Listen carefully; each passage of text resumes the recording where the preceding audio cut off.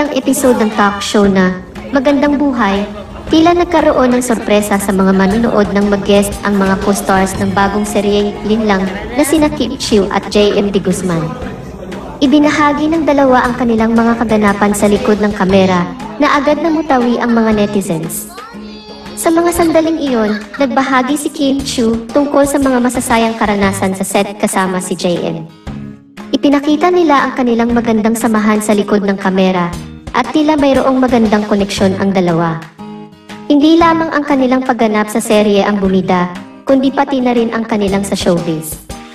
Dahil dito, hindi maiwasan ang pagka-excite ng mga netizens sa nalalapit na pagpapalabas ng serye.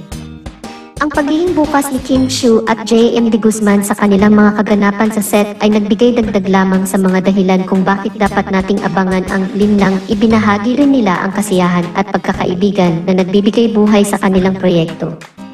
Siguradong magiging mainit na topic ang Linlang sa mga susunod na araw dahil sa mga positibong impresyon na ito mula sa mga netizens.